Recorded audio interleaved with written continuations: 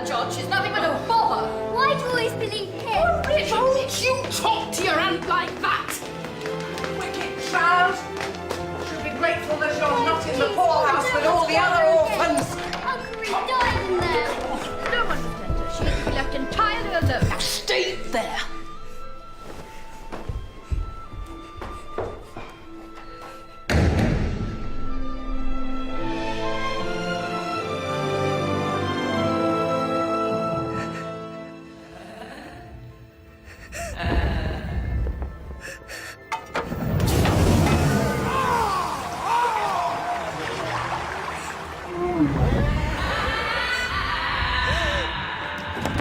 Let me out, please.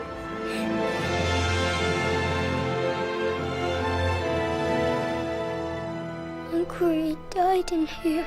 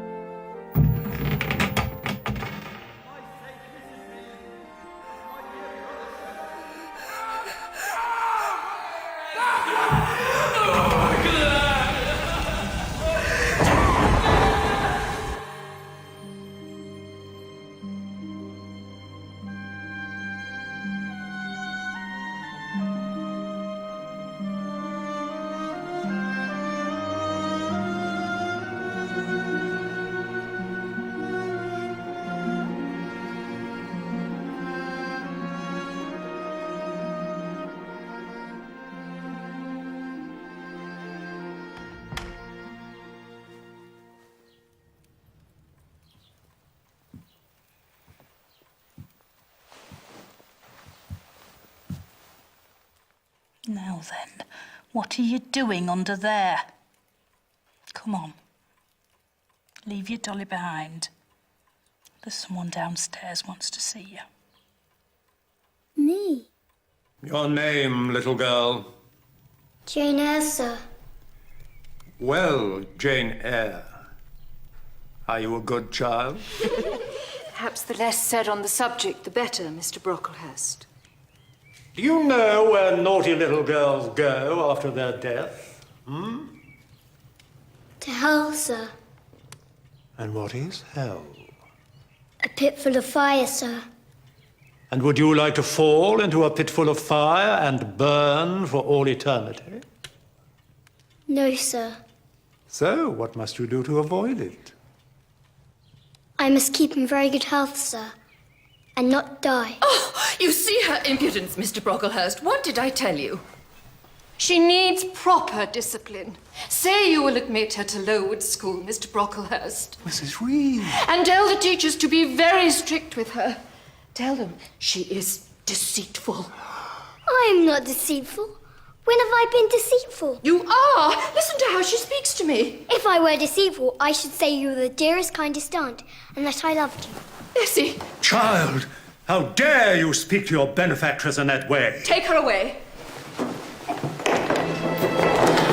I am glad you are no relation of mine. I will never, never call you aunt again. And if anyone ever asks me how you treated me, I will tell them that you locked me in a room and were cruel and horrible to me.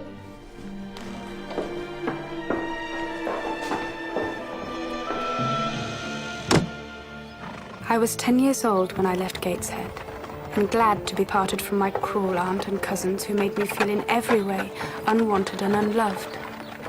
Even though I had no idea what Lowood School would be like, at least I would meet new people, hear about the world, and there would be a chance for happiness.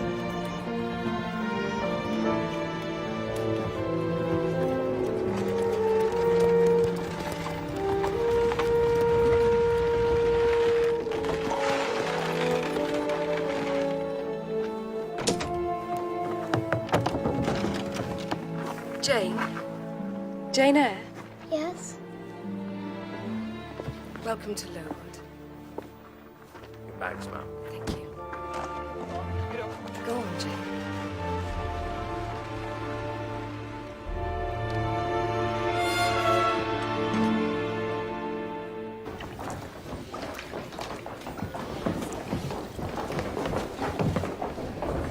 Time to Get up, you'll miss breakfast. The uniform's on the end of your bed. Breakfast? Breakfast consisted of a meagre amount of inedible porridge. In fact, everything about Lowood was terrible. The cold dormitories, the icy water we had to wash in, and worst of all, most of the teachers were harsh. Punishment and humiliation were part of the daily ritual. However, I had found a friend, Helen, who was loving and wise. Sometimes life is cruel, and we have to accept that, or be forever in torment.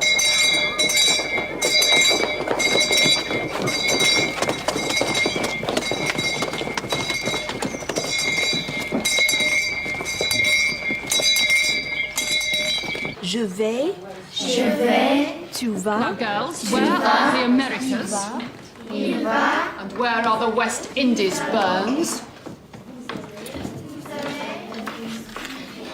Sit back down. All rise for Mr. Brocklehurst. Girls, we're very privileged today because Mr. Brocklehurst has brought his wife. Careless girl. Slates cost money, girl. Come here and bring your stool. It was just an accident, Mr. Brocklehurst.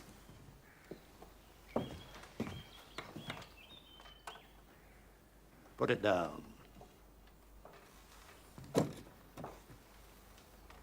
Now stand on that stool. Now, girl!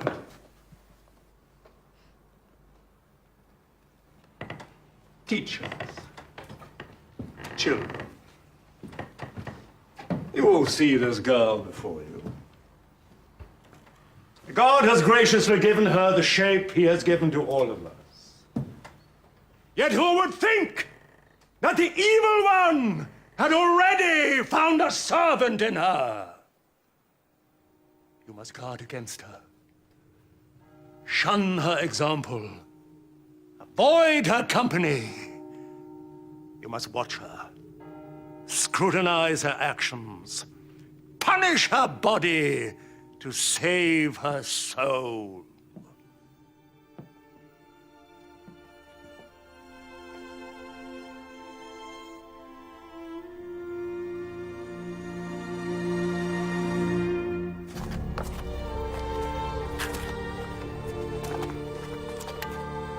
Spring came, and with it the typhus.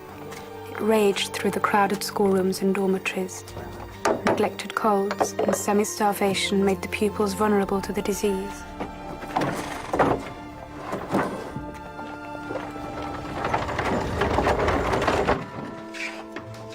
And those of us who were left waited and prayed that we and our loved ones would be spared. He's out there again.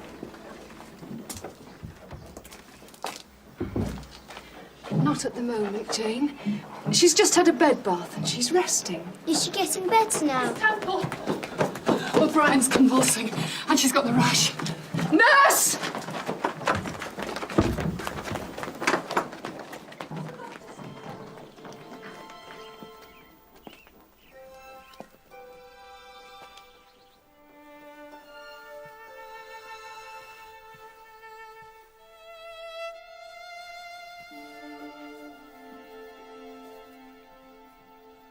Is that you, Jane?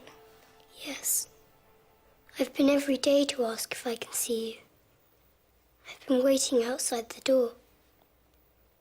I wanted so much to see you. Miss Temple said you were very poorly. But I'm in no pain. I haven't slept for worrying that I'd never see you again. Oh, Jane. Helen?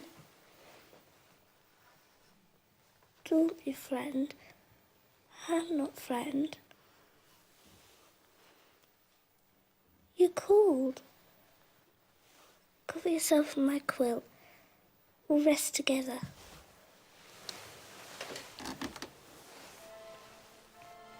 I'm so happy, Jane. Don't leave me. I won't. We'll always be together. Forever.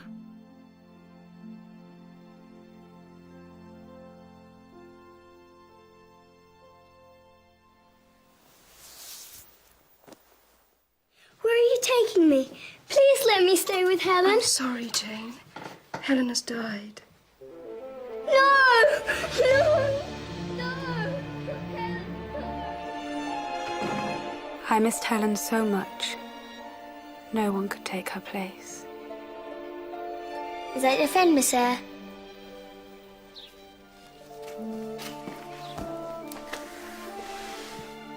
Yes, Anna.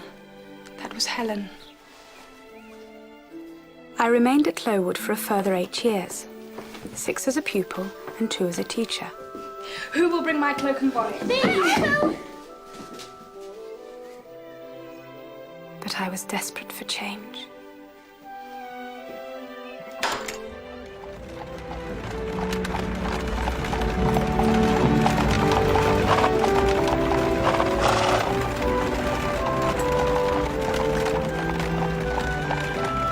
I wanted to see more of the world. I longed for liberty. I placed an advert in the Herald.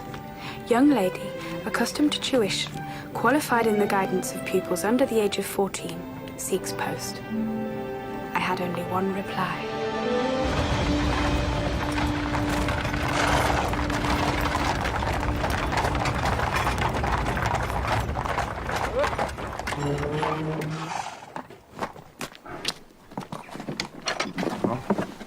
Thank you. Mrs. Fairfax? Yes, my dear. Welcome to Thornfield.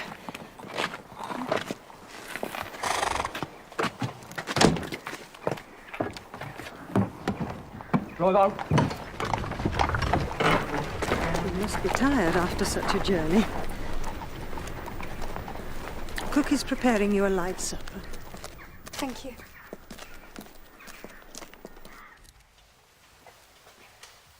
Do you think I could meet the young Miss Fairfax this evening?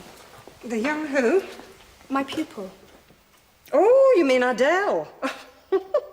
Little Miss Varens. Oh, she's not my daughter.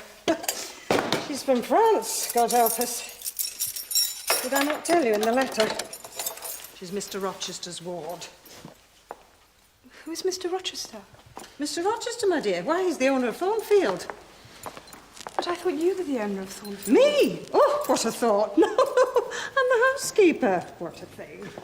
When will I meet Mr. Rochester? When indeed. When he decides to grace us with his presence, that's when. Which is not often. He's a restless soul.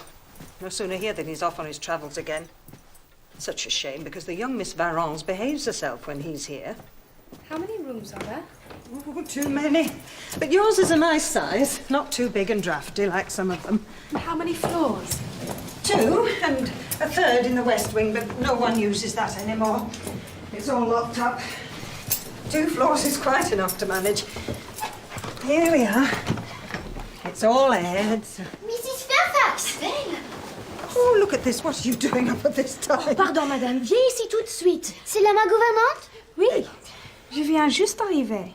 Tu es française. English, please. It's hopeless. I can't understand a word you're saying. Vous parlez ma langue aussi bien que Monsieur Rochester. What did I say? peux... In English, if you please, seeing as we're in England. Adele asked if I was to be her new governess and complimented me on my French. As good as Monsieur Rochester. Right, let's get her back to bed now, Sophie. She can see Miss Eyre in the morning. Come along night. now, do as you're told. Oui, Adele. If there's anything you need, just let me know. Thank you. Good night.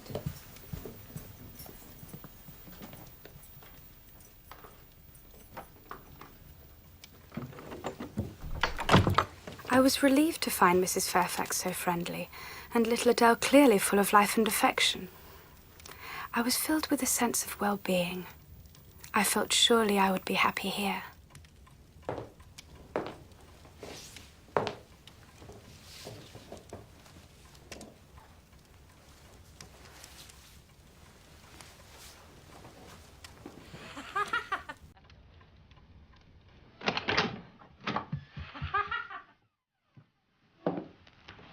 Mrs. Fairfax? Adele?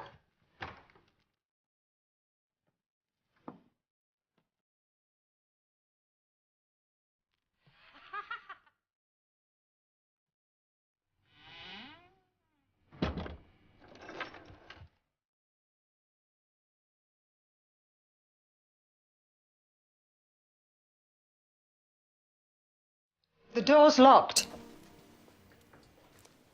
I heard someone laughing. I thought Adele had... That'll be Grace Poole, one of the servants.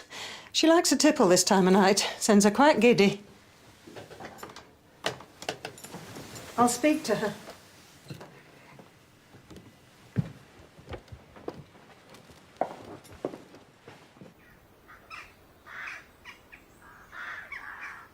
But Grace Poole was not one to be hushed.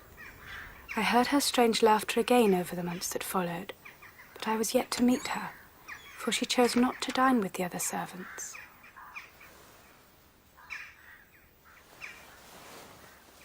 It's very good. I cannot do it. The paint goes everywhere. Well, then use less water.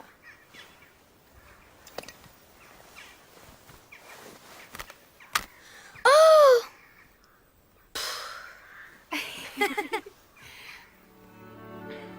Little Adele had no great talents, but she made reasonable progress, and life at Thornfield was tranquil. Too tranquil. I should have been more thankful, but instead I felt restless and stifled. I felt sure there must be more to life than this.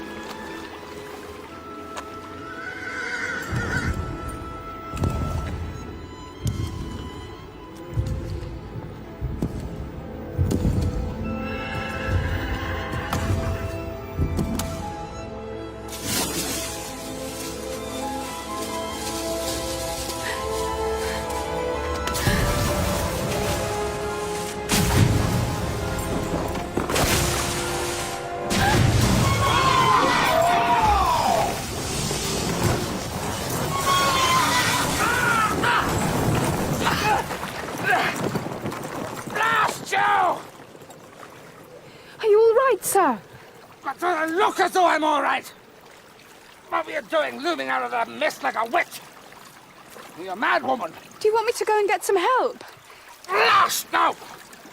Come here, I want you to help me out. I'm not sure that's the correct thing to do. Your leg might be broken, sir. I can fetch someone from where I live at Thornfield. It's just at the bottom of the lane. No need for that. It's just a sprain. Come here. Come on, for heaven's sake, woman. Give me your arm.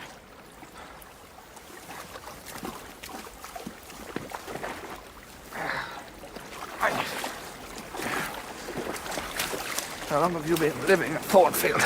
Since I took up post as governess. And what, pray, is a governess doing out this time of the evening? Walking, sir. Well, before you carry on with your walk, could you get me my whip? It's there. Certainly.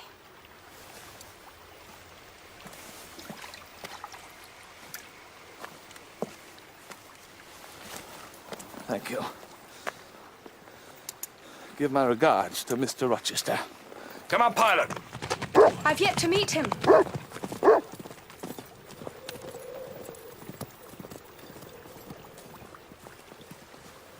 pilot.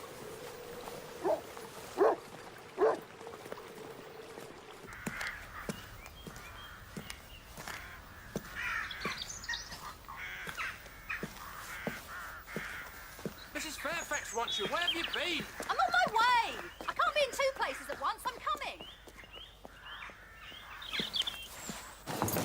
Oh, about time too. Cold water, I said cold. Tell Leah to wear the bed. But she's laying the fire. Oh, the fire can wait till John gets back with the surgeon. The bed needs airing now, and he wants to see Adele. But she sleeps. Well, wake her. Oh, hound, get out of here. Go on. Go on, down. Get out of here. Go on. Get downstairs. This pandemonium enough to rack the nerves. Look, fetch Miss Adele and tell the cook to find a knuckle bone for the hound. Oh, yes, Miss Eyre, the master wants to see you at once. What master? Mr. Rochester. He's had an accident. His horse fell, his ankle sprained. But he said he wants to see you as soon as you come in. So take your coat off. Change your frock, dear. He's asking for you. He's in the drawing room. Tell Leah to use the coals from my room. Yes, Mrs. Fairfax.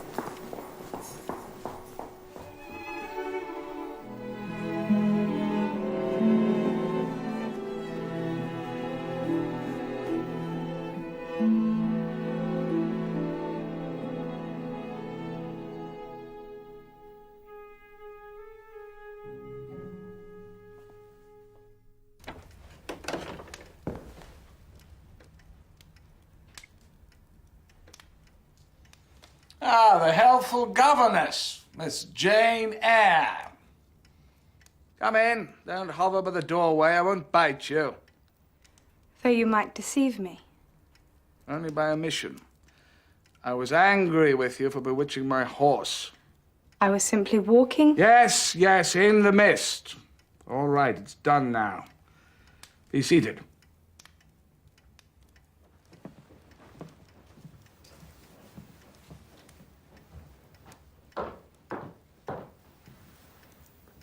I said sit down. Not there. There. Where I can see you.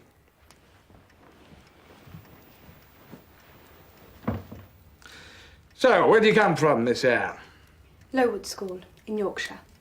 I advertised and Mrs. Fairfax wrote to me. Did she indeed? Well, I hope you're suitable. No doubt you're full of Brocklehurst's religious claptrap. Believe the man to be no less than a saint. I do not. Indeed, I dislike Mr. Brocklehurst. Oh, careful, that sounds like blasphemy. He is a harsh and pompous man. But I have studied the Bible since and have found my own faith in the Lord. And what faith do you place in arithmetic and geography? I have taught classes of 12-year-olds, Mr. Rochester. And for your information, I have also studied history, music, art, and French. Very impressive.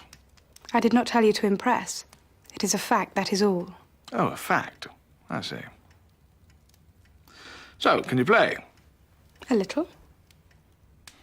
Yes, that's what all the schoolgirls are taught to say. Well, go on then.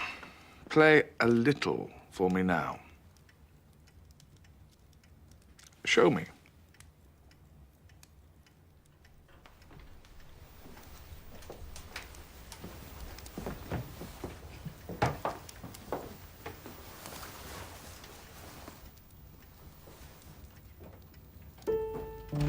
Monsieur Rochester! Et voilà le petit diable. Attention, mon pied. Are you going to play, Miss Eyre? So, have you been a complete brat while I've been away, or have you been good? J'étais très très sage. Demandez à Sophie, mademoiselle Eyre. Est-ce que c'est vrai, Sophie? Ah oui, monsieur. Bon. Bonsoir. Merci, bonsoir. What do you think of your new governess? She makes me work very hard, but I like her. Do you have a present for her? I don't know if Miss Eyre likes presents. Do you like presents, Miss Eyre? I have little experience of them, Mr. Rochester. They're generally thought pleasant things. I like presents. Really? What a shame, then, that I forgot to bring you one. Carry on, Miss Eyre. Et regarde sur le piano. Un cadeau! Hey.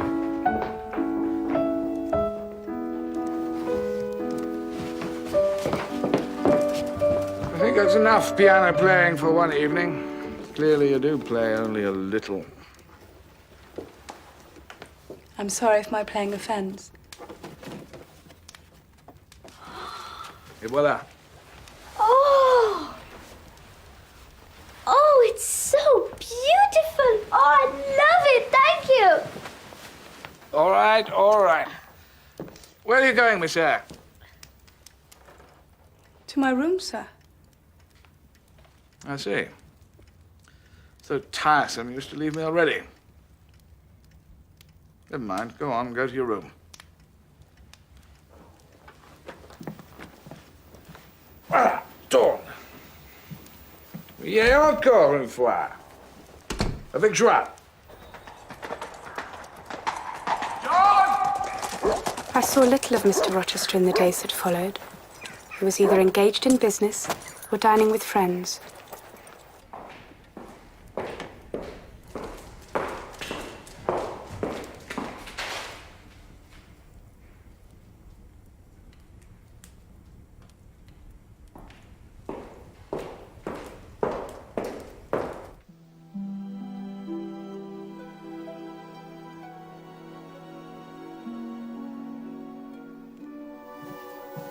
I thought it strange that a room on the 3rd floor had a light burning in it, when Mrs. Fairfax had told me that all the rooms up there were locked. told her if she can't do the job, I'll find someone else who can.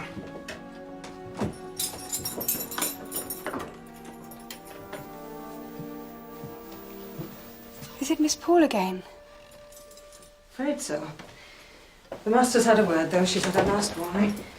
Perhaps if she were to mix with the other servants, she would not take to the drink so. Maybe loneliness is the cause of her misery. If I could speak with her occasionally... No. The master forbids it. She's a nasty piece of work, if ever there was one. Then why does he tolerate her? Because he feels sorry for the poor wretch. She's been with the family since his father's days. He'd not see her in the poorhouse. He's too generous by half, if you ask me. And how is he today? You can ask him yourself. He's requested you join him after supper. Leia, fire's in the drawing room, now! Yes, Mrs. Fairfax.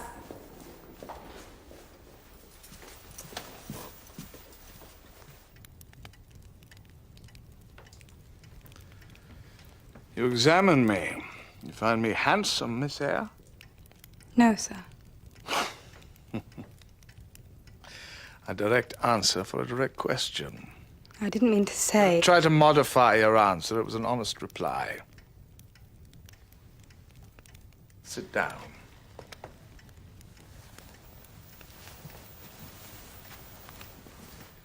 So, what faults do you find in me? Does my nose not please you? It's not... Or are my eyes too close No. set? Or is it that my ears are too large?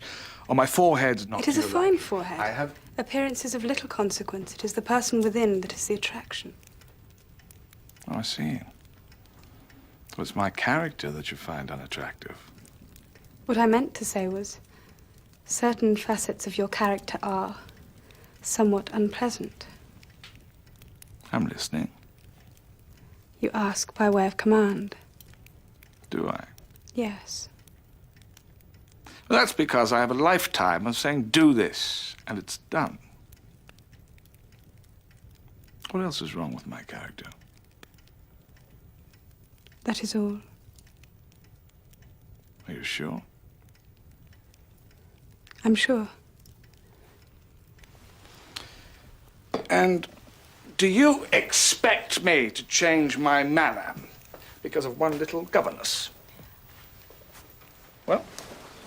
I expect nothing, sir. You asked a question and I merely answered it. But you do understand that I have the right to be masterful in my own house. And after all, I've traveled the world. I'm much older and wiser than you are. Do as you please, sir. That is a very irritating reply, Jane. And you haven't answered my question. Surely your claim to wisdom and maturity depends on the use you have made of your time and experience. Really? How interesting. Oh, you smile. What are you thinking about? Only that very few people would care what their employees thought about them. Especially when they pay them £30 a year. Oh, yes, I forgot about the salary. Well, then, I have a perfect right to command you. With respect. Yes, of course. With respect.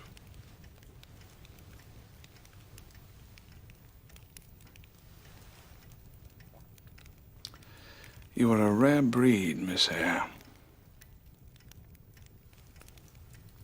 Thank you, Mr. Rochester. I will take that as a compliment.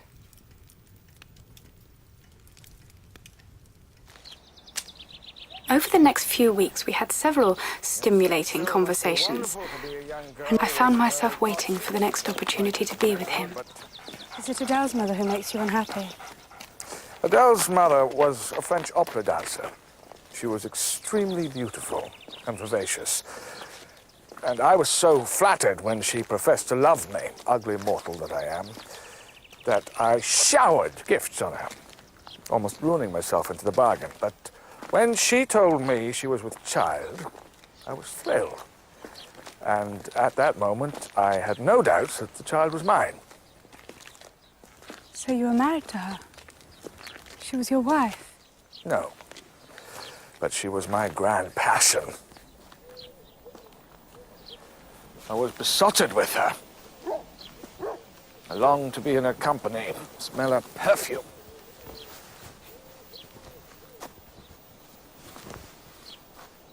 One night, I called to see her unexpectedly at the hotel. She She wasn't there, but I was quite content to wait for her on the balcony, thinking I would surprise her. Only I was the one to be surprised. For when she returned, dressed from head to toe in the satin and jewels I had bought her, she had with her a brainless young officer. I hid myself in the shadows, and I watched. And I felt such pain. Have you ever been jealous, Jane? No, sir. I thought as much because you have never felt love. Your soul sleeps. But there will come the day when you find yourself totally helpless. A fragile wreck in a storm of emotion. You make love sound unpleasant. It is all-consuming. And when it is reciprocated, it brings the greatest pleasure.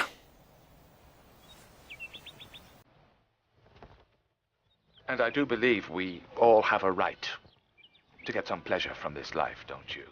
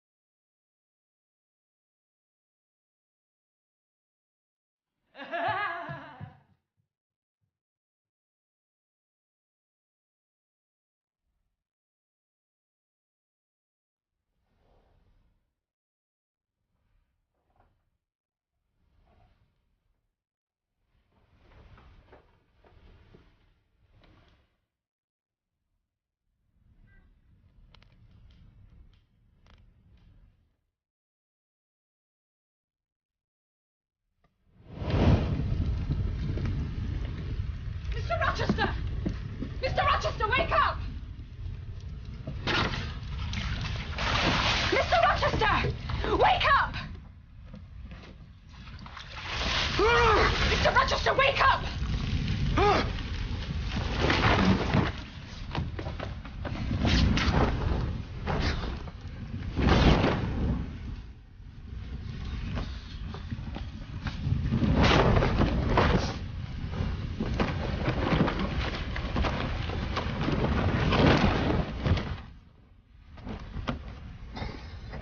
What in God's name's going on? Somebody had tried to set fire to you. What, so you thought you'd drown me as well, did you? I'll call Mrs. Fairfax. You'll do no such thing. What could she do? I found this on the floor outside your room. I heard her scratching at my door. I thought Pilot must have broken free from his leash. You're trembling, Jane. Come and sit down. No, I mustn't. What? You want to leave me already after you've just saved my life? Do as you're told and sit down.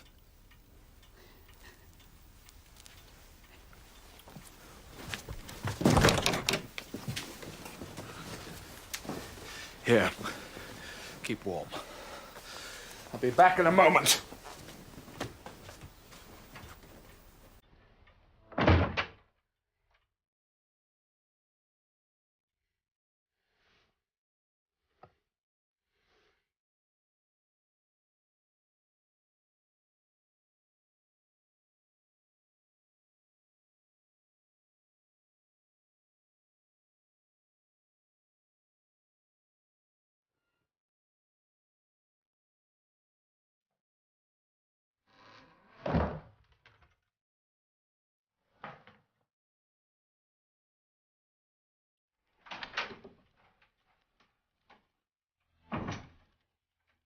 Why do you keep her here? And why does she hide herself away upon the third floor? Does she mean something to you? Is Grace Poole another one of your grand passions? Grace Poole? She drinks and laughs loudly. She disturbs me. I have asked Mrs. Fairfax about her, and she told me that she has been with you for a long time. Grace Poole is one of the servants, Jane. Yes, well, she might have killed you.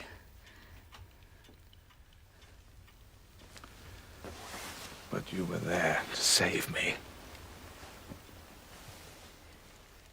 You were my guardian angel. I knew you'd do me good the first day we met. I could see it in your eyes. The expression, the smile was so lovely. And now I'm in your debt. There is no debt. Good night, sir. Where are you going?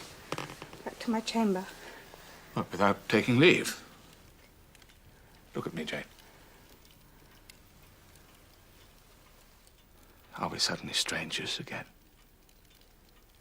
Are we? Take my hand. I can't. Am I so repulsive to you?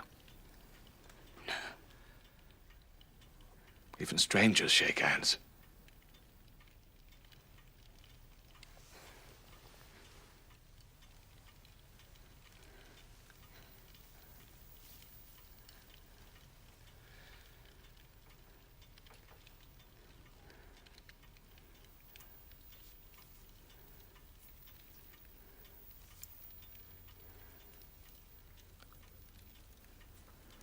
Such a little, warm, delicate. I must go.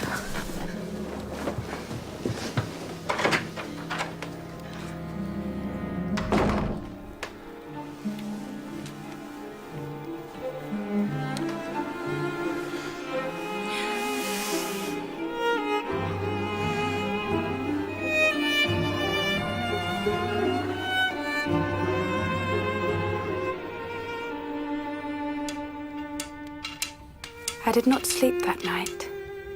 All I could think of was him. I thought surely today of all days he would call into the library to see how Adele was progressing. All finished. And not make me wait till evening to see him again. Very good. Now you can choose a book to read. Your faces are pink, Miss Eyre. It's too warm in here. Perhaps we shall read outside in the garden today. No, it's too cold in the garden.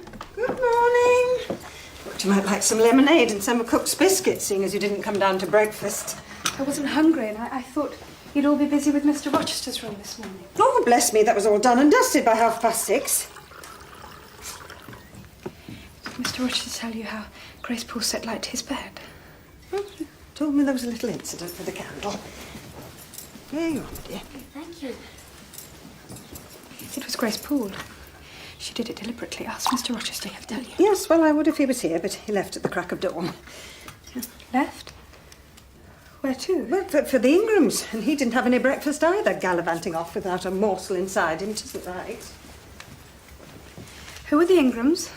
How far do they live, and when will he be back? Oh, all these questions left me dizzy. Expect to be gone for some time. And a fashionable lot, society folk. Live over the other side of Milford, about 10 miles off. Oh, there'll be theatres, parties, drinks, dinners. Mr. Rochester's very popular with the ladies. What ladies? The Ingrams, all three of them. Oh, they're an elegant bunch.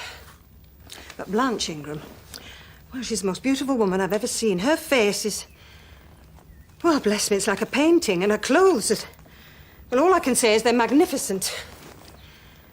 Is she not married, then? No, not yet.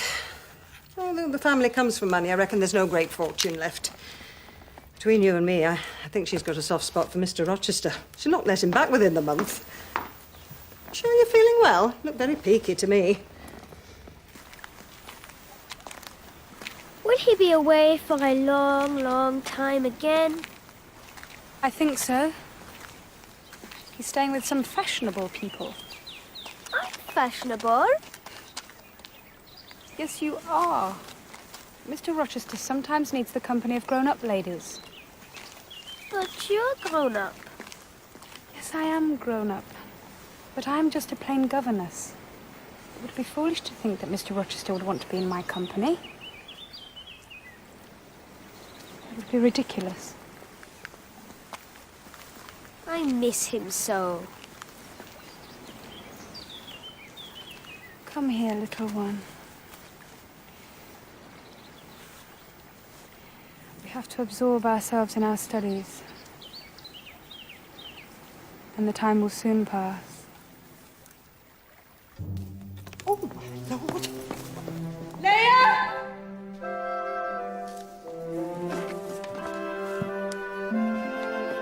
Oh, will you read this? Sophie? Leia? Oh, we've got 3 days to get this place looking spick and span. Get your coat on. Now, go down to the Georgian. We're going to need at least 3 extra kitchen hands. I don't care if you have to drag them back. Don't come back without them. Yes, Mrs. Fairfax. And we're going to need all the carpets beaten. Yes, ma'am. Every stick of furniture polished. All these floors scrubbed, swept. Going to need the mattresses turned, the silver dipped, the brasses rubbed. Yes, ma'am. The master's coming home. And he's bringing with him Lord and Lady Ingram and her 2 daughters, Sir George and Lady Lynn, Colonel Dent, of course, Mrs. Ashton. The ladies will bring their maids and the gentlemen their valets. What are we going to feed them? Pies and pudding. Where are we going to put them? I can sleep in Adele's room. Yes, we'll have to double up. Oh, what are you standing there looking stupid for? Come on, we've got work to do.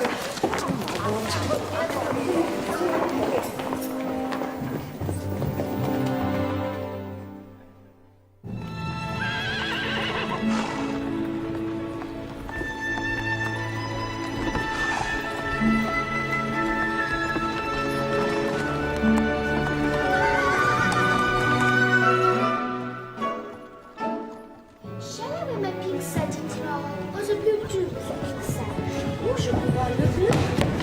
We're here. Oh, my Lord.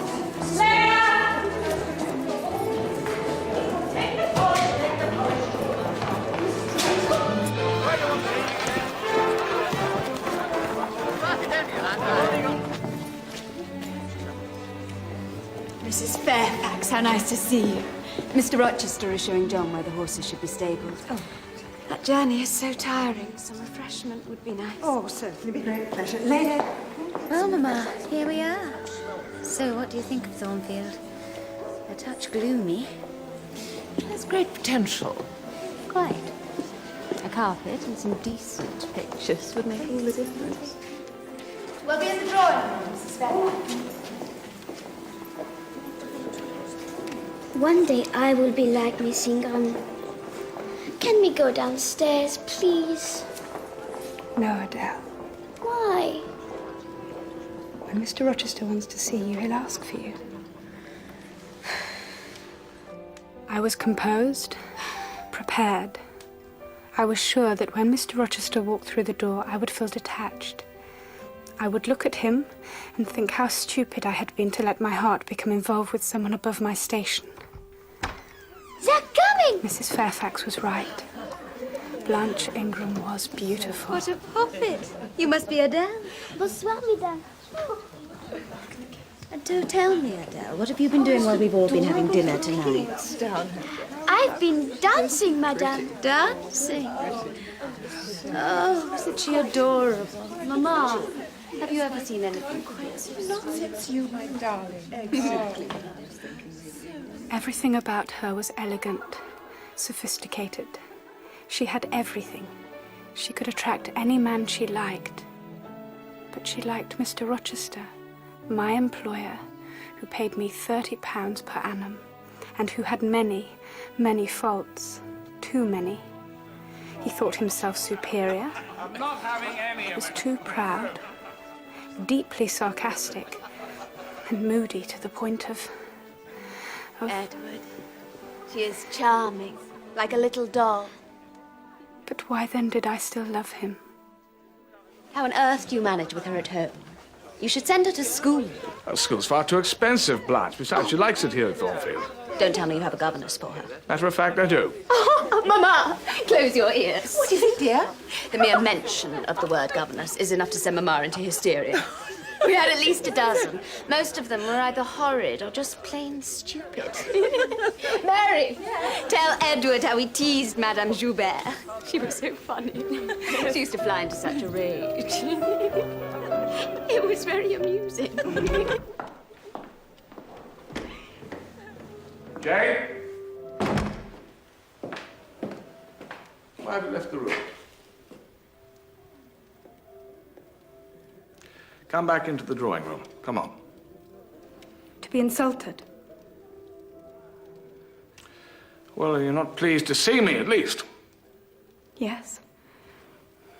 Adele was so upset when you left without any warning, it's been difficult for her to concentrate. But I'm sure things will improve now that you're home. You look rather pale. Have you been ill? No, sir. A little depressed, perhaps?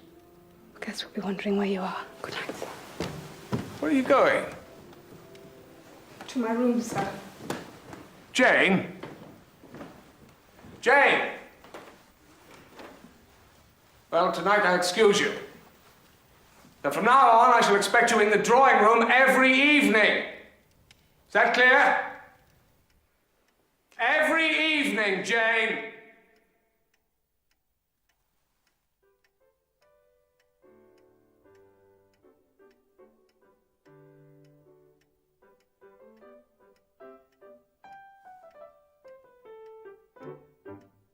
Sign no more, ladies, ladies, sign no more.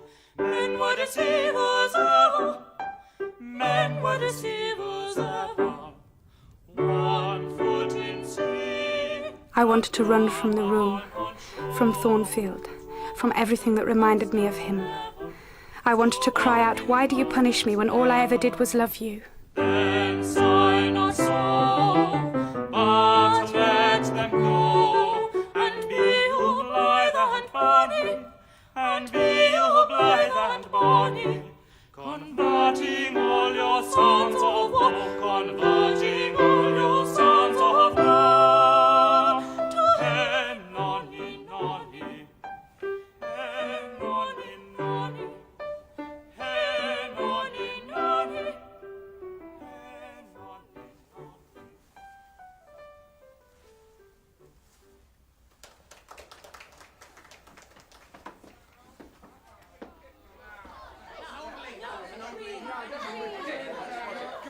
Come up here. Now, one moment. Now, yes, more. Yes, more. Waiting. Yes, come on. The happy couple. Yeah! 3 months, and there will be a wedding. You mark my words.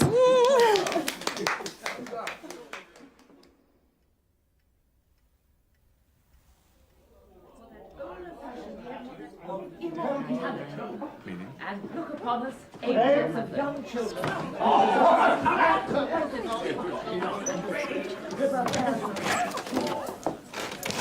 Mr. Rochester, there's a Mr. Mason here, all the way from Jamaica.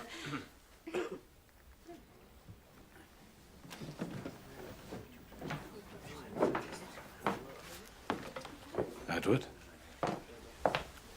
Richard, please excuse me.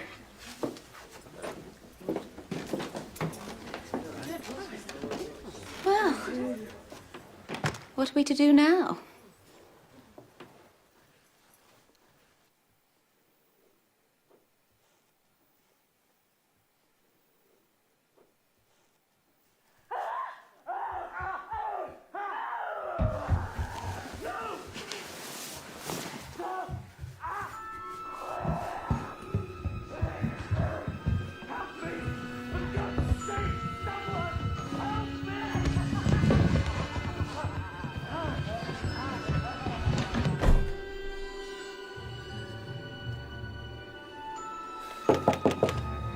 Jane, are you awake? Yes. I'll get dressed quickly. I need your help.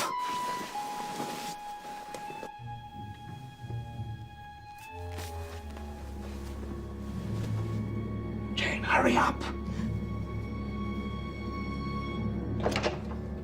Come with me.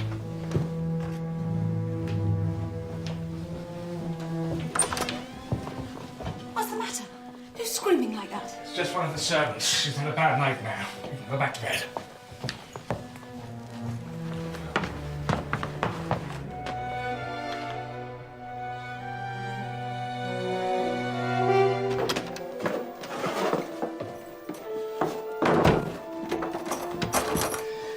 faint at the sight of blood?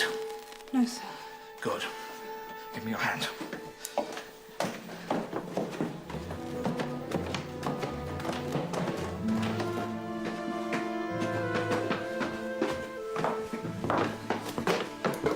Is it Grace Poole?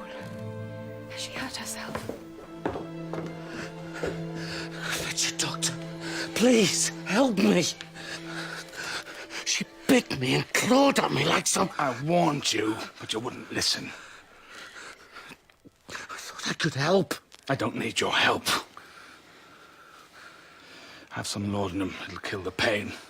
These wounds are deep. I must stop the bleeding. I tell you, I need a doctor. She sucked the blood from my shoulder like a vampire. That's enough. You want to scare poor Miss Eyre to death? We'll have no more talk on the subject. Now, drink.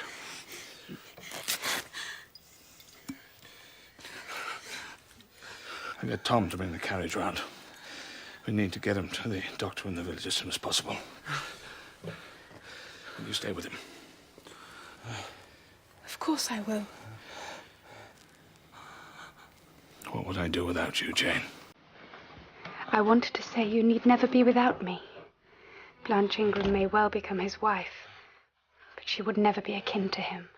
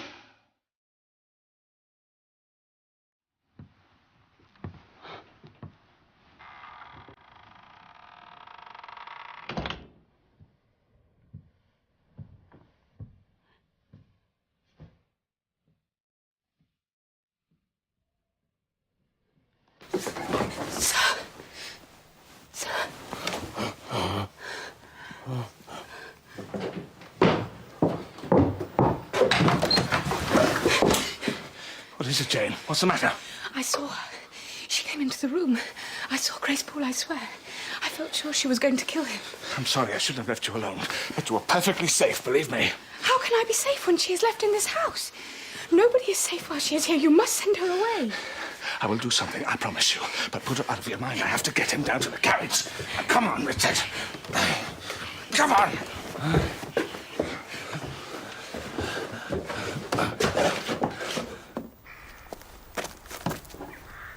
Edward, let her be taken care of.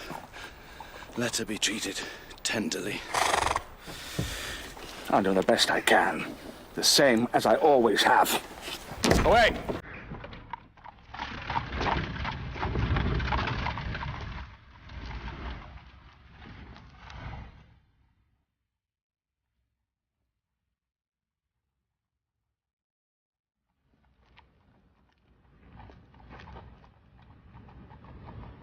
Is he talking of Grace Poole?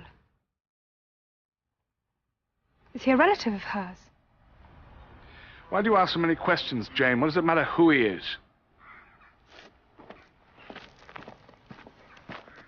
Have you watched the sunrise over Millcott Hill?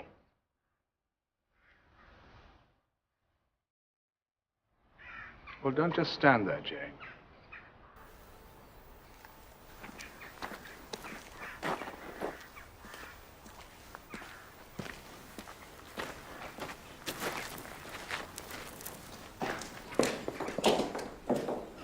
Thank you for helping me. It is my pleasure. Really?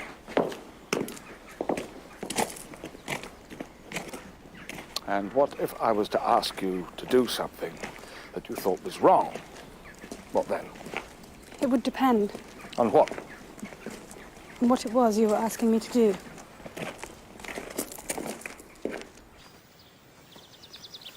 Say you're a young man abroad in a strange land, and you happen to make a mistake. What kind of mistake? Not a crime, just an error of judgment. Yes?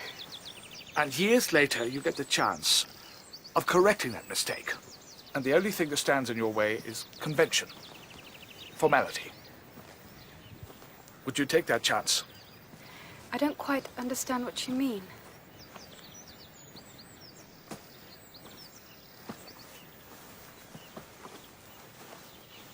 What I mean is, would you throw convention to the wind to achieve happiness? Tell me what you think. Only that I loved his face, his eyes, his mouth, his voice. He made me love him without even realizing it. Tell me. It depends what you mean by convention, by formality. If I had made a mistake, it would be my duty to bear the punishment. Duty? What the blazes is duty, for heaven's sake? I would look to a higher plane for forgiveness. Of course, should have known. Brocklehurst teaching, no doubt. Whom do you mean, Jane? God? Tell me, when has God done anything for me? I wait for him, I'll wait forever. I've already wasted enough of my life. At long last, I know what I think. I know what is right. Then why ask me? Because I needed to know. And now I have an answer.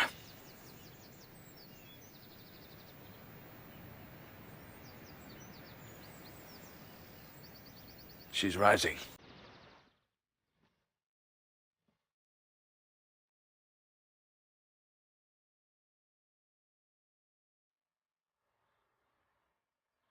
I'm sorry I dragged you all the way out here, but I've missed our talks. So have I. Well, let's not argue then. Let's shake hands and be friends.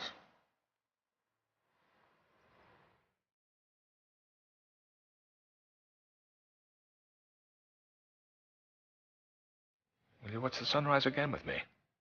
You only have to ask. On the morning of my wedding? Are you to be married, sir? Oh, yes.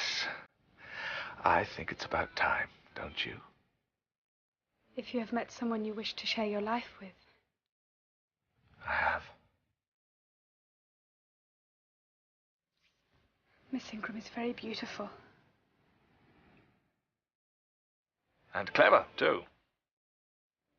Brains and beauty, a lethal combination.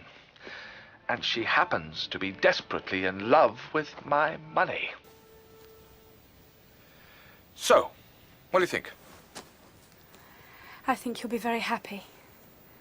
I'll start looking for a post immediately. What are you talking about, a post? What post? Because if you're to marry, Adele should go to school. Miss Ingram has a particular dislike of governesses. Oh, yes, I forgot.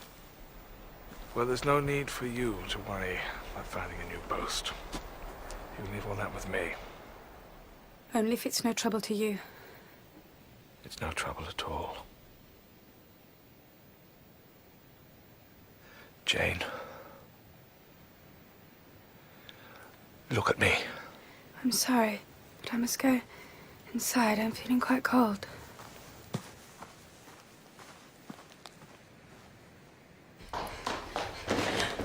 Oh, not so fast, Miss Eyre. I've been looking all over for you.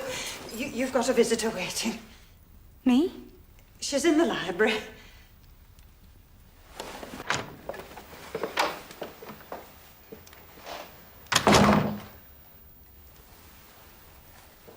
Miss Eyre?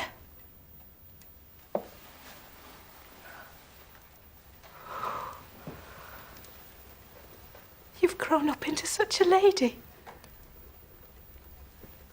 Who'd ever have thought it?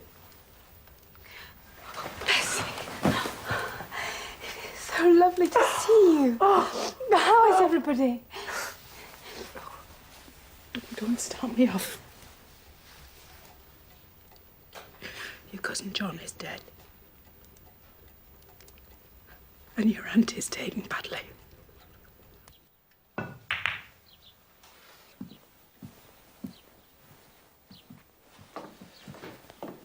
It's nearly 100 miles away, Jane. I'm sorry, but that is where my aunt lives, and she's been asking for me. Very well, you may go. But I want you back in a week, not a day longer, do you hear? 7 days, and if you're not back then, I'll come and fetch you. Thank you, sir.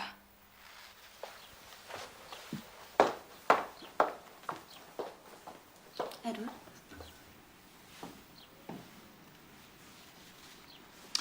I've been outmaneuvered, my dear Blanche. Game's over.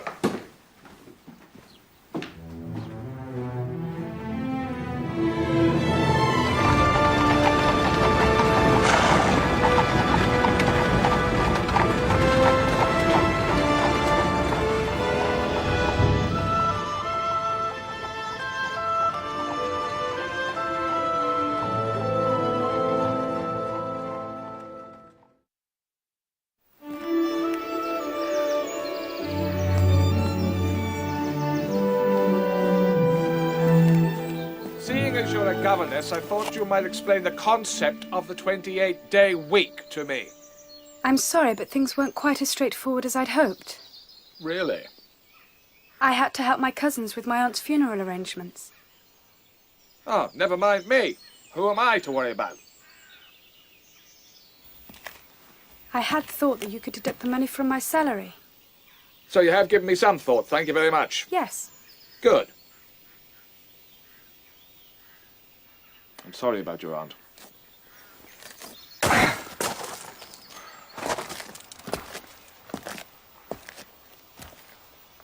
Not one single letter did you send me. Mrs. Fairfax had a letter. Adele and Sophie had a letter. No doubt even Pilot had a letter. But, oh no, not me. That was too much to ask. The whole of Thornfield was chattering with news of your return. But I, the master of the house, had to learn from Mrs. Fairfax that you were due home today. I've already been up at the village twice to see if the coach had arrived.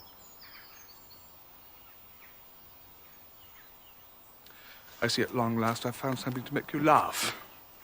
I am so pleased my distress amuses you. It is not your distress that amuses me, sir. It is the thought of writing to Pilot. I can assure you I did not send Pilot a letter. I'm sorry I did not write to you, but I thought you would be preoccupied with other things. Oh, did you now? Yes. Adele! Voilà comment on a mis grande chez elle. Soyez la bienvenue. Welcome home, my dear. I missed you. Oh, she did. It's been so boring here without you. Surely not with all the other nice ladies and gentlemen here to entertain you. They all went. The day after you'd gone. Jane, Yes? will you walk with me? Oh, she must unpack. She'll want to get her things hung up. It's such a lovely evening. Well, there's a storm brewing up, I think. Perhaps just a little stroll, then. I'll get your bag.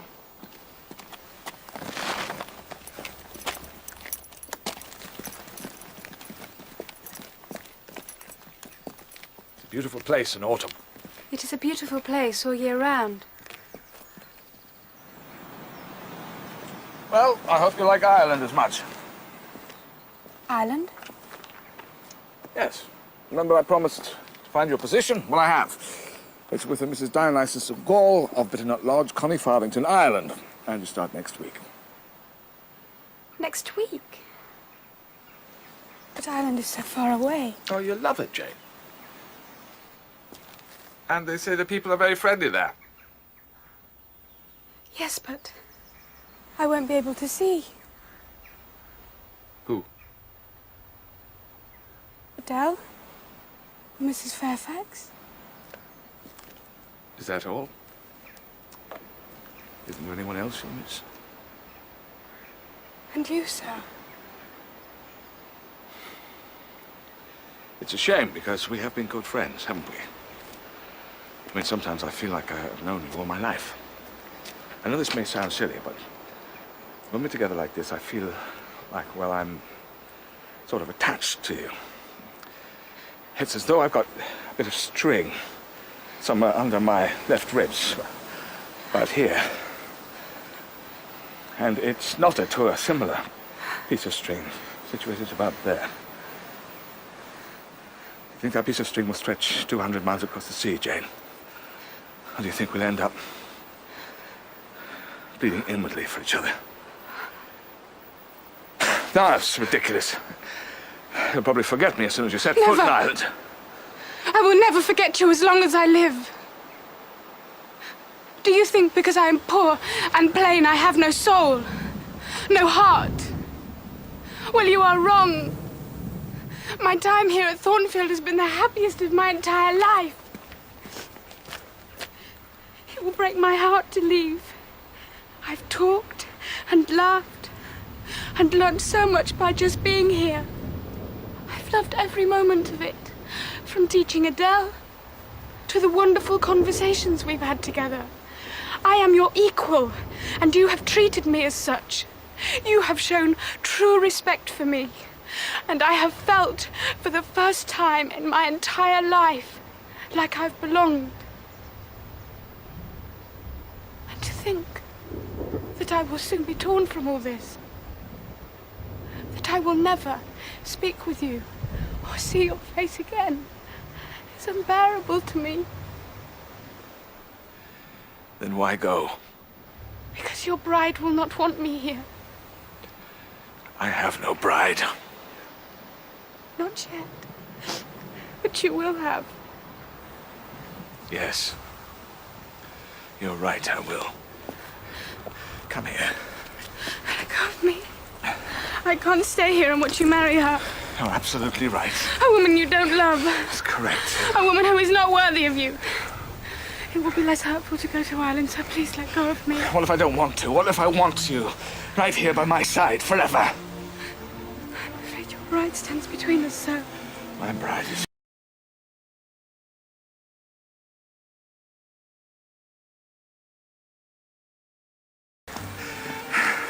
If you'll have me, I offer you my heart, my hand in marriage, and a share of all my worldly possessions.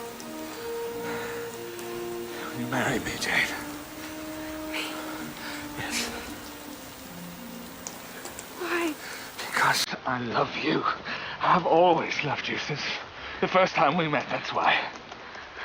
But how can that be? Oh, that don't torture me. Answer me, Jane. Will you be my wife? Will you make me the happiest man on this earth?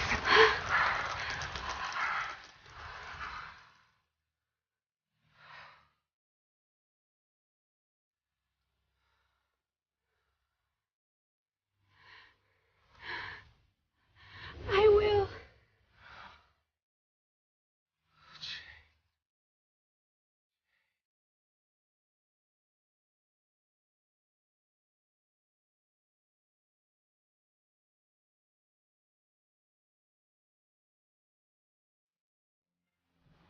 The next morning when I woke, I feared it had all been a dream. Mrs. Fairfax, have you seen Mr. Rochester this morning? Oh, he was off and out by 7. Do you know where he has gone? Oh, I don't ask. The law unto himself is that one. Adele's had her breakfast. She's in the library having a sulk. Doesn't want to do any more mathematics. Good morning. Speak of the devil. The storm last night has freshened the air. And the grass is as green as anything. Pilot! Oh, come down here. Pilot! Good morning, Jane. Good morning, Mr. Rochester. Edward. You look so beautiful this morning. Radiant. Mrs. Rochester. I'm sorry about this. Come on, take him. Good morning, Adele. Can we do some painting today, Miss Eyre? No, today is a holiday. Miss Eyre and I are going into Millcote so that she can choose some new dress. And me? Not this time, Adele. Jane and I are going alone, but I shall bring you back un petit cadeau. How's that? Oh, oui! Un cadeau! Go and change, Jane. Puis avec moi. Au revoir.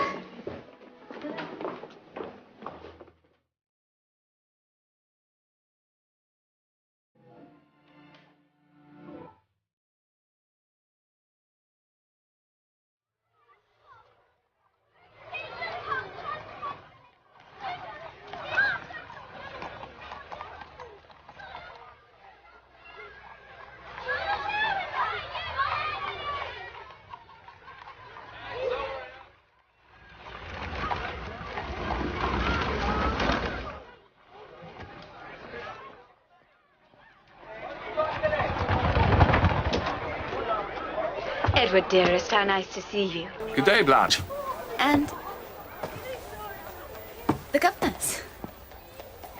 Soon to be Mrs. Rochester. How quaint. Well, congratulations. No doubt you've a whole trousseau to buy. I'm afraid we're a bit limited here in Millcote. It's all a bit dull. But I'm sure you'll find something. At least suitable for honeymoon in Italy and France. Lovely.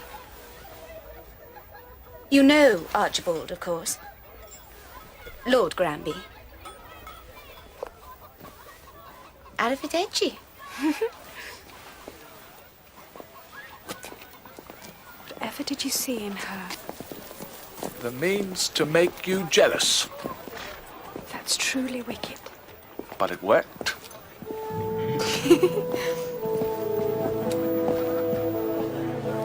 And what for a veil? Just something simple. French lace with pearls. A plain net. This one will do. The finest French lace with pearls. I'll get married in this if you continue. All right, we'll take both of them and the silks. You don't understand. I want to show the world what a beauty you are. I am not a beauty. I am Jane Eyre. And I have everything I want right here. Wrap them. As time passed and my wedding day drew near, the house was full of excitement. Everyone seemed genuinely delighted for me, except Mrs. Fairfax. I thought perhaps she didn't approve of a young governess marrying her employer, but I wasn't going to let that spoil my newfound happiness, for the day after tomorrow, I would be his wife.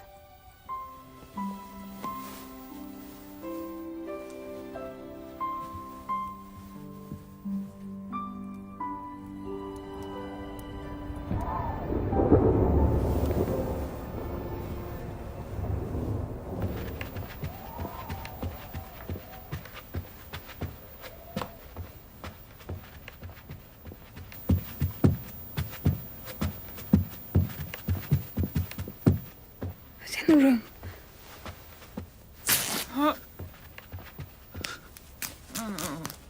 No. No. Must have been a dream, Jane. Now, what do you think of this color? Does it suit me? It's very nice. Edward, the veil is ripped in two. I can bring it down. You can see for yourself. I've told you, you have to keep your door locked at night. You have to be careful with the likes of Grace Poole around. Now, I have bought you a present. Edward, you said you were going to let Grace Poole go. Well, I've made inquiries. And if I throw her out, the only place left for her is the asylum. And she has served this family very well, Jane. How can I do that? How can I sentence her to a life at Bedlam? You can't. But how can you leave her in this house with Adele? Surely it's only a matter of time before a tragedy occurs. Please, now stop worrying about her. I have spoken with Mrs. Fairfax, and she's going to arrange something. And after tomorrow, we're going to be thousands of miles away traveling the world. Grace Poole will be no more than a memory. And it means you get your own way after all. You'll be able to wear that flimsy piece of muslin you wanted to in the first place. Now, come on, stop frowning. Let me see you smile. I want you to be happy. Now, look.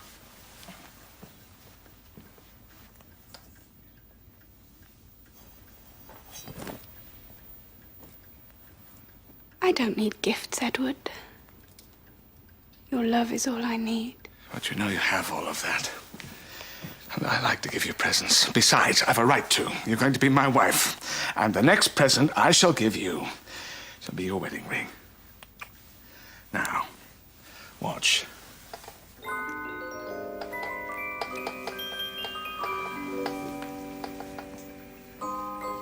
Edward, it's lovely. I knew you'd like it. I'm so happy. You have made me so happy.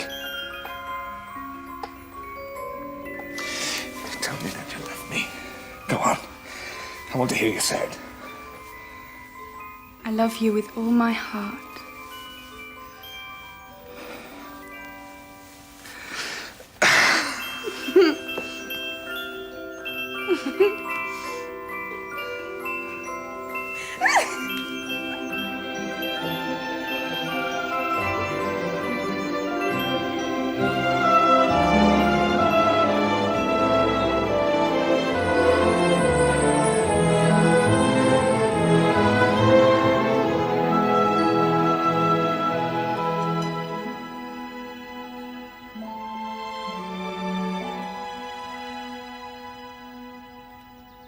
Is that me?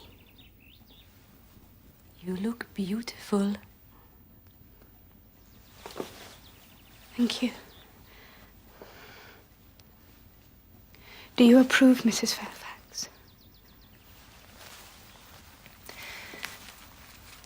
Take my little blue pin.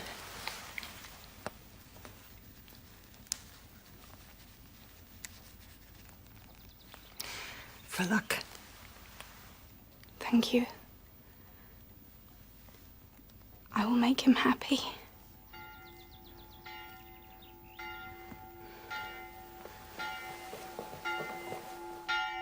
I require and charge you, as ye will answer at the dreadful day of judgment, when the secrets of all hearts shall be disclosed, that if there be any impediment why these two persons may not be joined together in holy matrimony, ye are to declare it.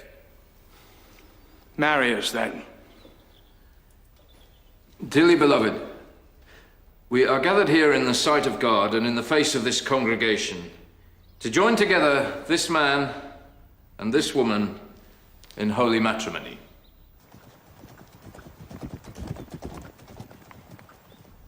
I require and charge you both, as ye will answer at the dreadful day of judgment, when the secrets of all hearts shall be disclosed, that if either of you know any impediment, why ye may not be lawfully joined together in matrimony, ye do now confess it.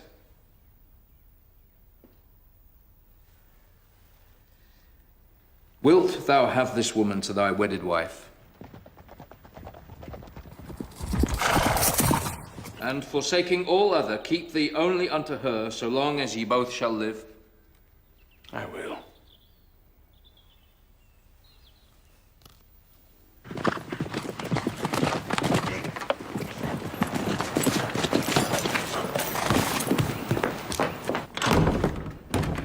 The wedding cannot go on!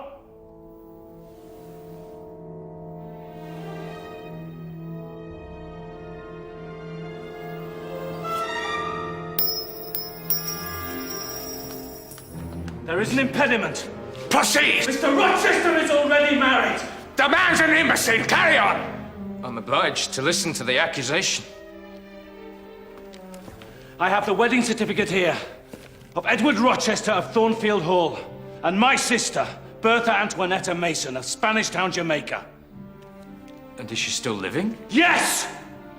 I saw her with my own eyes not 3 months ago. No! I'm sorry, but it's not right. Edward. I tell you, he has a wife. Wife. You dare to call her that? Wife! Follow me in and introduce her to my wife!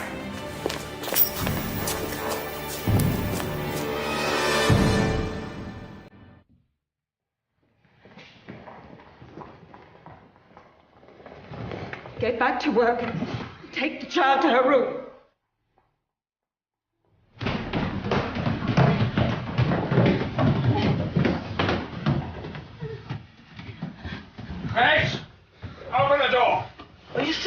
You know what happened last time? Open the door!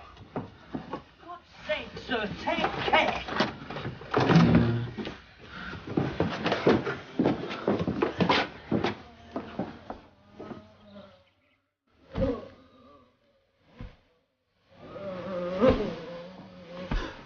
Bertha. Edward. And they will not harm you. These people will not harm you. They have not come to take you away.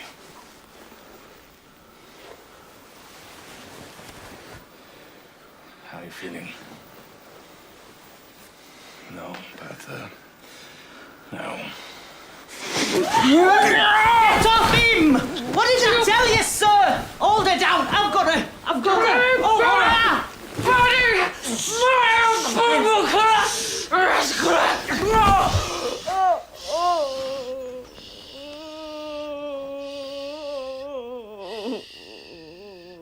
That is who Mr. Mason calls my wife. You married her, Edward. I was tricked into it by your family in Jamaica. They showed her off to me in parties, but I was never allowed to see her alone, talk to her properly. I was dazzled by her beauty. It was only after the wedding that I realized that she was insane.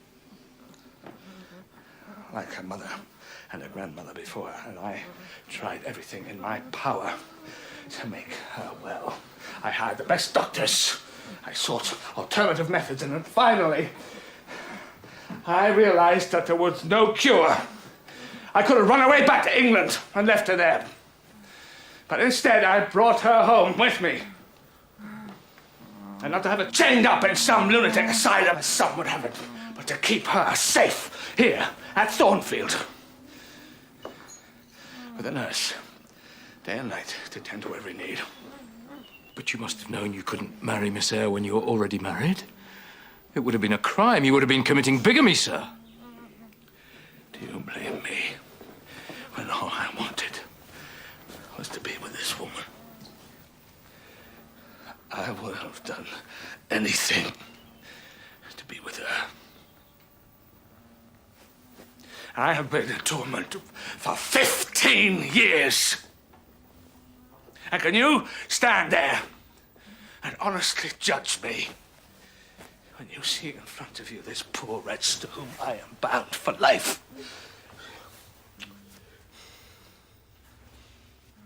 Can you? I'll pray for you, Mr. Rochester. You can keep your prayers.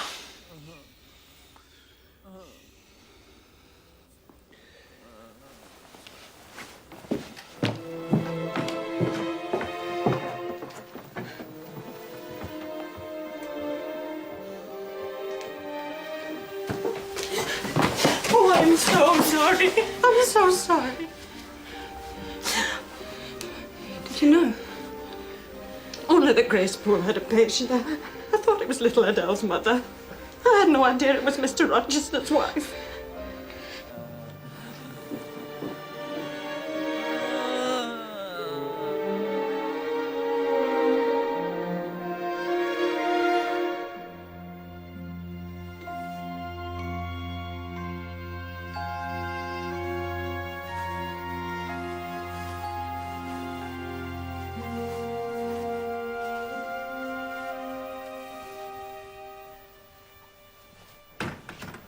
At last, I've been waiting for you. Oh, we're leaving, I see. Didn't I just know you'd desert me? Really, Jane, you are so predictable. Couldn't you be just a little more original? I'm talking to you. Where are you going? Away, sir. Where? Please let go of my arm. Not until you tell me where you're going. I do not know where I'm going. No, anywhere, so long as it's far away from me. Is that it?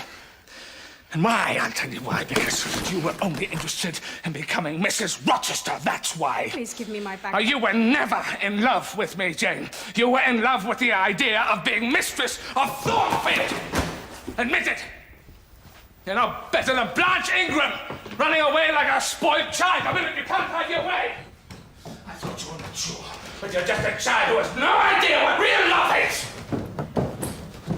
I would have done anything for you. Anything. I was prepared to commit bigamy because I knew that being married was important to you.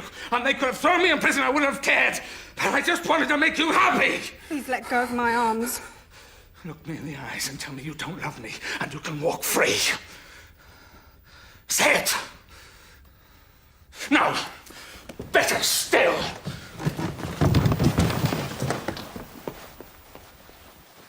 Here, where you poured out your heart to me. Look me in the face and tell me all that was a lie. It's not me who's told the lies. I have no secret husband. I have always been honest with you.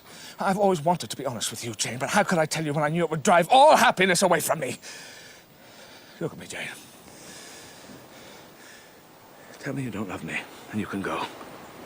I can't tell you that, because I do love you. I wanted to be your wife because I love you, not for any other reason.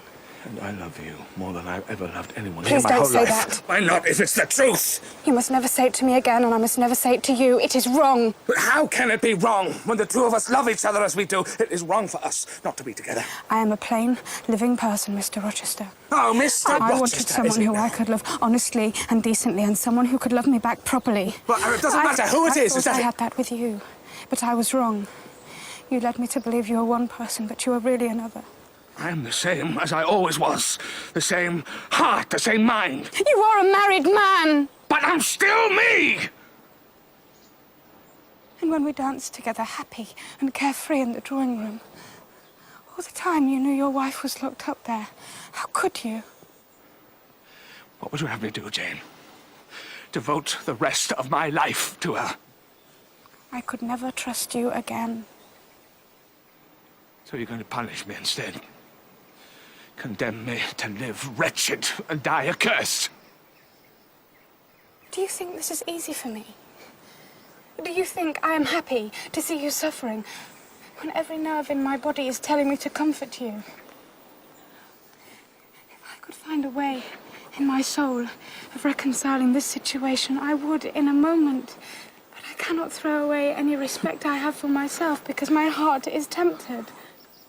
You have a wife. You belong to another. I belong to you! And you belong to me. We are one soul, Jane. Help me, please don't say that. Please help me to be If strong. you only knew how much I love you. Now kiss me. I need you, Jane. You want me. I can feel your passions are aroused. Say you want me. Say it! I can't! How can I lie with you knowing that I am not your wife? Well, we simply go abroad and we'll tell people you are my wife. Who's to know any different? Me! I will know it. I would have to live with my own conscience, and that would eat away at my soul till I was no longer Jane Eyre, but some embittered mistress who you resented being with. I am worth more than that. I would never resent being with you, Jane. Leaving you will be the most painful thing I have ever had to endure. But I would rather die than watch the love we have twist into something ugly. I am leaving for us, Edward, for what we have. Not for me, Jane. You're leaving for yourself. And if that's how you truly feel, then go. Go on.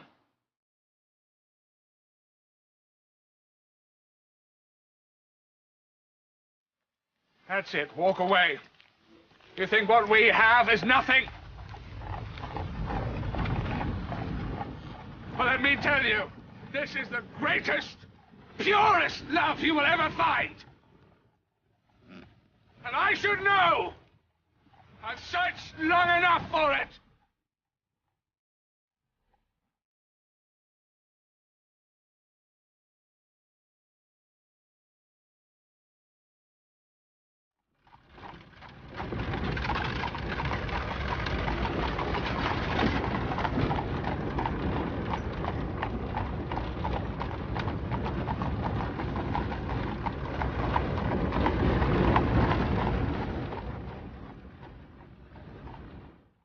I had left Thornfield with little money or means to survive.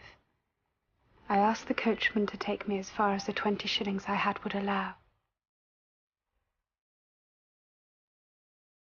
I travelled for 2 days with not a care whether I should live or die. But the further I went, the closer I felt his presence.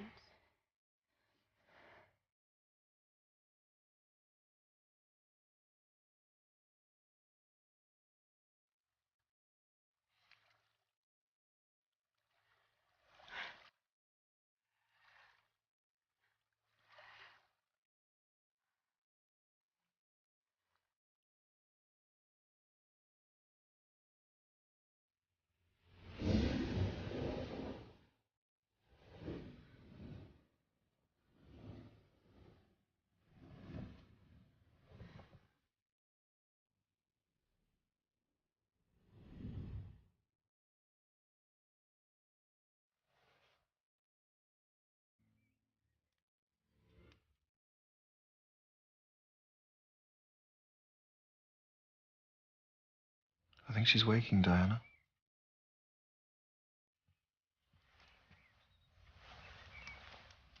Looks as though her fever has broken. The Lord has looked after her. He has plans for her yet. Poor little soul. I wonder what happened to her. No doubt she's endured great suffering.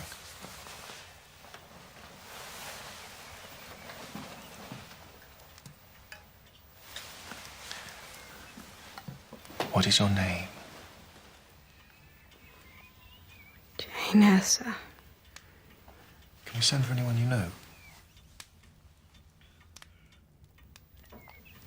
There is no one. Well, Jane. My name is St. John. This is my sister, Diana. Hope you're feeling better. You gave me quite a scare when I saw you lying on the ground.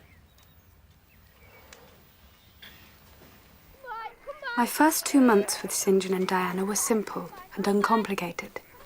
The more I got to know them, the more I liked them. Morehouse has been a different place since you arrived. It's very kind. But I must find some employment. I've worked as a teacher, so I must be able to find something. A teacher? Don't, St. John. Well, if she's strong enough to work.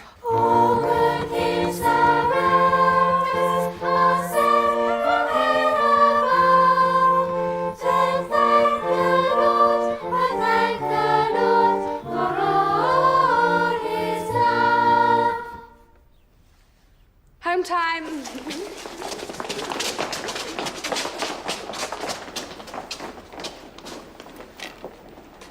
You play very well. A little.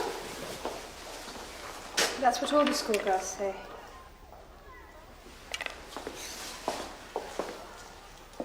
What's the matter? Nothing.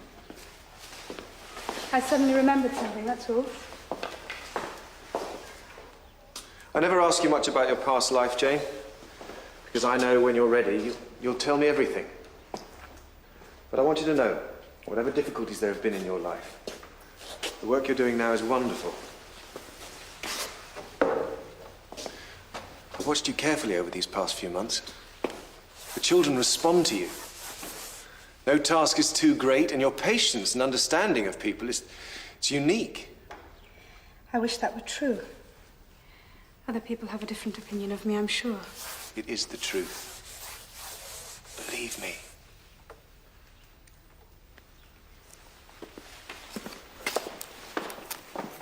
Dear Mrs. Fairfax, it has been some time now since I wrote to you last asking for news of Adele and Mr. Rochester, and still I have had no reply.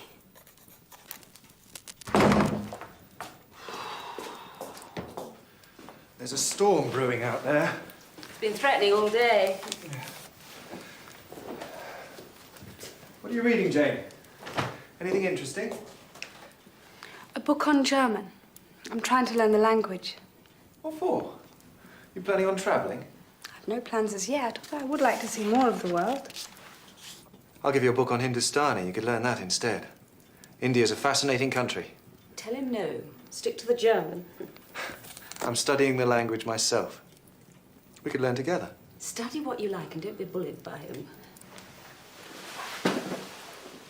Perhaps I could learn Hindustani as well as German. Well, I must go to bed. I've got an early start. Good night, brother. Good night, sister. Good night, Diana. Stick to the German. I know Diana thinks I'm a bit of a bully sometimes.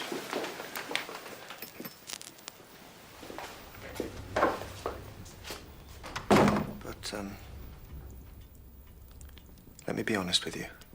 The real reason I'd like you to learn Hindustani, Jane, is because, well, in 6 months' time, I set sail for India to do God's work there.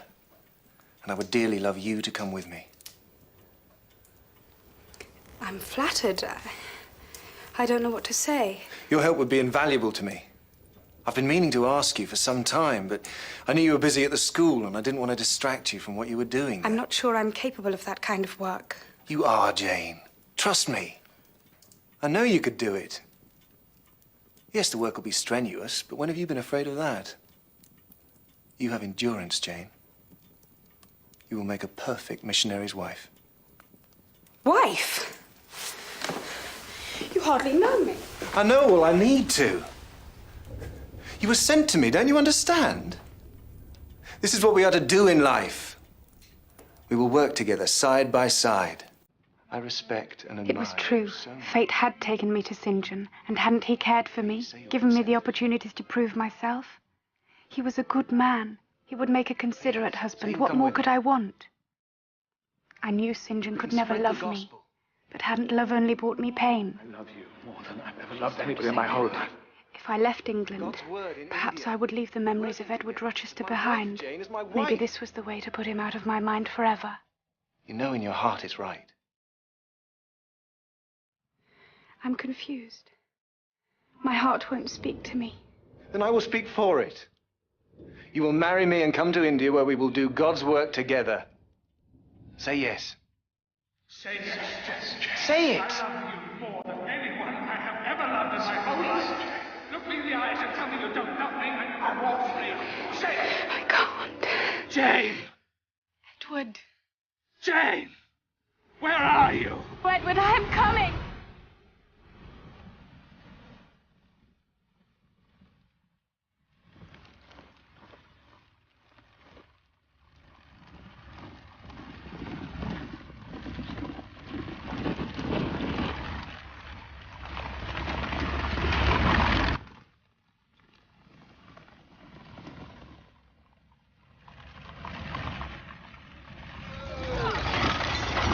There's only a few miles to go yet, miss. It's all right. I know a shortcut over the fields.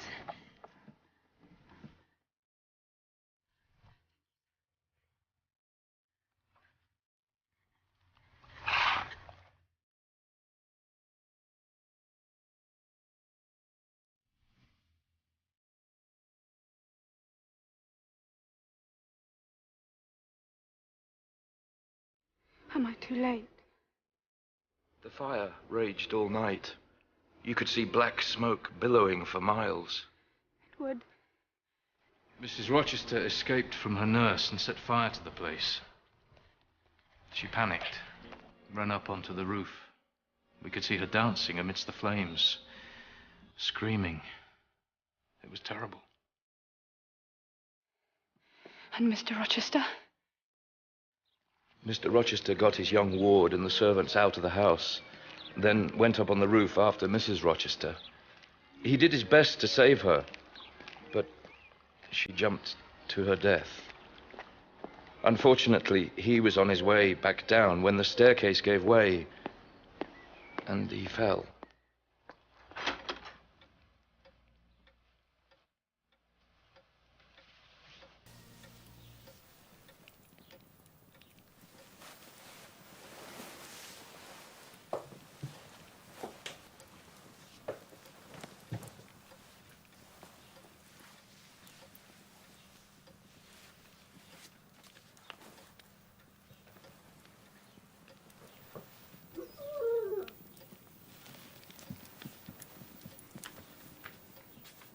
Is that you, Mrs. Fairfax? Did you get some water for me?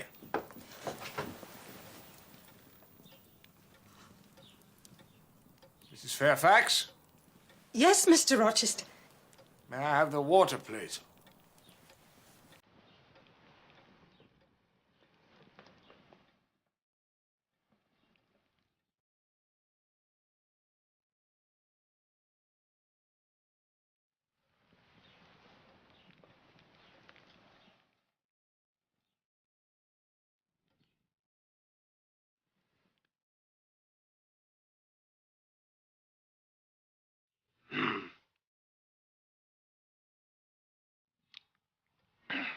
Thank you. It is my pleasure. Jane, is that you? Dear God. I'm going mad. You are not mad, sir. I'm dreaming. Never let me wake. It's Jane's lips, her cheek, her little fingers. And her voice. You are not dreaming. I am truly here. My own sweet Jane. I have come back. I will be your companion, your nurse, your eye. I don't want a companion. Neither do I want a nurse. I might have known. So you have come back to take pity on a poor blind man. Is that it? Who told you? No one told me. I have thought about you every day since I left. I have fought my emotions and I cannot fight them any longer. I've travelled for 2 days without stopping, and when I saw Thornfield, I feared that... A ruin. Like myself. You are no lifeless ruin, sir. You are wounded, but still full of life and vigour.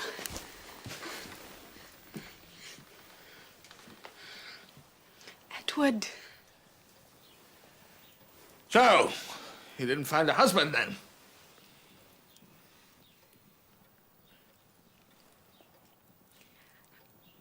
I met someone who wanted to marry me. No doubt he's young and handsome. Yes. And he's a good and honourable man. So why are you here then? Why aren't you with him? I came to see you. Well, take a good look. Think how lucky you are. There was a narrow escape. You could have been married to this hideous, blind wreck. I can think of nothing better. Your visit is very much appreciated, Jane. But I think it is best if you go now. For go you shall. And it would be less painful on the heart if it was sooner rather than later. I will not go. You can say what you want. I will never leave your side again.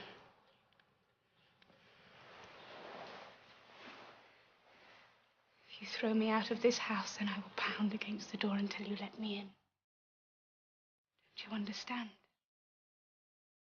I want no other. I love you. How can you love me like this? Do not speak these words out of pity, Jane. What good am I to you? How can I take care of you? It is a pity to see your poor wounded face. But you are not your wounds. The danger is that I will love you too much. For you are everything that matters in the world to me, Edward. Jane. My heart will burst for want to see your face. Touch it. Here. See with your hands. I've come home, Edward. I will never leave you again.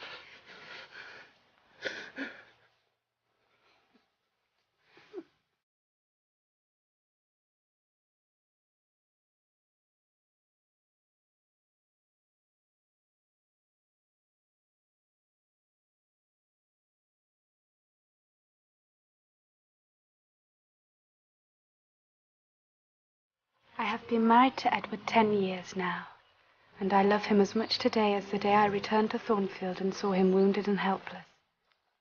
In our 3rd year together, he regained the sight in his right eye, and when our firstborn was put into his arms, he could see his own likeness.